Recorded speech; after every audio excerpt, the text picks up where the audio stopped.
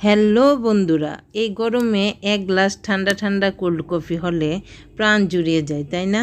কিন্তু cold coffee খাওয়ার জন্য বাইরে রেস্টুরেন্টে না গিয়ে তোমরা কিন্তু ঘরেই খুব সহজে এবং ঝটপট তৈরি করে নিতে পারবে। আমার কোল্ড কফিটা দেখতে পাচ্ছ, লুকটা জাস্ট ওয়াও।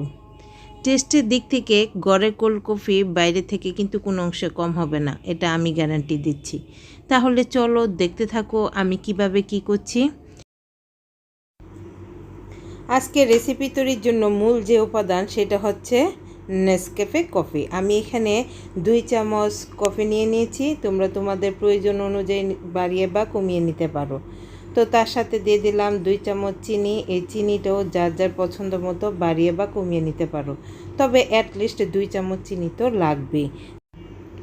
তারপর এখানে আমি অ্যাড করে দিলাম উষ্ণ গরম পানি 2 চামচ। প্রথমে 2 চামচ দিয়ে তারপর আমি আরও 1 চামচ দিয়েছি। এবার কফিটাকে একটি চামচের সাহায্যে খুব ভালো করে নেড়ে চেড়ে ফেটিয়ে নিতে হবে। এই কাজটা চাইলে ব্লেন্ডার মেশিনে বা ইলেকট্রিক বিটারেও সম্ভব, কিন্তু আমি সকলের সুবিধার জন্য আজকে হাতের সাহায্যে কাজটা করে নিব।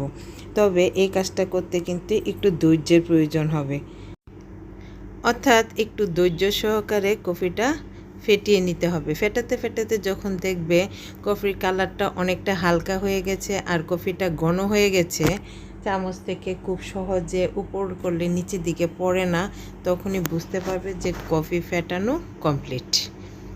এরপর আমরা দেখো আমার কফিটা খুব ভালো করে ফেটানো হয়ে গেছে। স্ক্রিনে তোমরা দেখতে পাচ্ছ এটা কতটা ঘন হয়েছে এবং সহজে পড়ছে না কিন্তু। এবার আমরা চলে যাব পরবর্তী এবং মূল স্টেপে।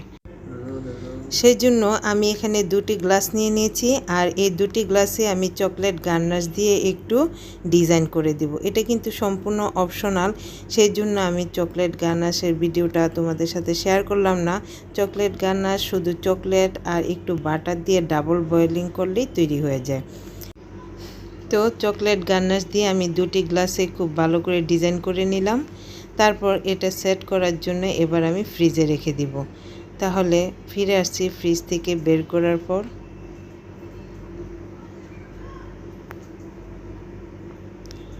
ফ্রিজ থেকে বের করার পর দেখো গ্লাস 2টা কত সুন্দর দেখাচ্ছে।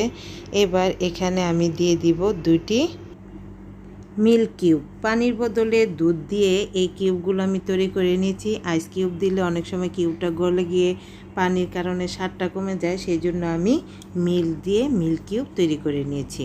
এবার প্রত্যেকটা গ্লাসে আমি 2টি করে মিল্ক কিউব দিয়ে দিলাম। তারপর আগে থেকে ফেটানো কফিটা 2টি গ্লাসে সমান করে দিয়ে দিব। তারপর এখানে দিয়ে দিব আগে থেকে জাল করে তারপর ঠান্ডা করে রাখা দুধ। এই দুধটা আমি ফ্রিজে রেখে ঠান্ডা করে নিয়েছি। যেহেতু কোল্ড কফি সেহেতু ঠান্ডা তো হতেই হবে, তাই না? তবে দুধটাকে তোমরা জাল করে কিন্তু একটু ঘন করে নিবে। এবার 2টি গ্লাসে আমি দুধটা দিয়ে দিলাম। তারপর এখানে অ্যাড করে দিব সবচেয়ে টেস্টি একটা খাবার, সেটা হচ্ছে আইসক্রিম। আইসক্রিমটাও আমি 2টি গ্লাসে সমান ভাগে ভাগ করে দিলাম। তারপর এখানে দিয়ে দিলাম ডেইরি মিল্ক। ডেইরি মিল্কটা আমি ছোট ছোট টুকরো করে কেটে নিয়েছি, সেই ডেইরি মিল্কটা দিয়ে দিব উপর থেকে, এটা জাস্ট গার্নিশিংয়ের জন্য।